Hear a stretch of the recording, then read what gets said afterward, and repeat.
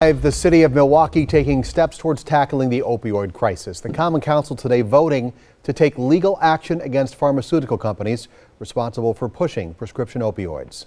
Sean Gallagher has that story.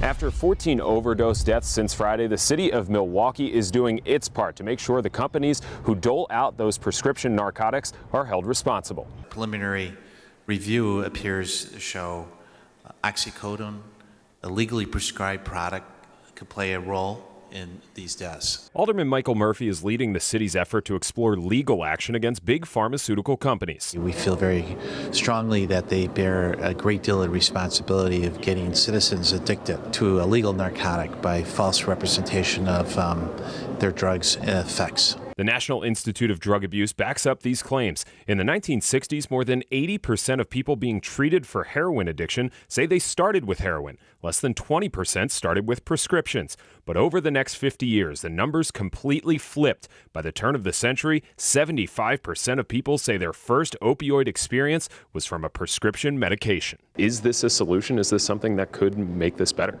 Well, it's one part of a solution. I think we're certainly didn't get into this problem overnight, and we won't get out of it very quickly.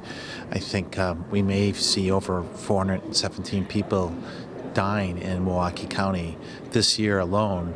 That's more than homicides and car accidents combined. Murphy says money won in a settlement with big pharma companies could go towards a number of different areas to help eliminate the problem. The money would be going towards expanding treatment options, prevention and education, so we can try and limit the damages already caused. Alderman Murphy says they should have their legal counsel by September and could have a decision or settlement by the end of the year. In Milwaukee, Sean Gallagher, today's TMJ4. Two Milwaukee County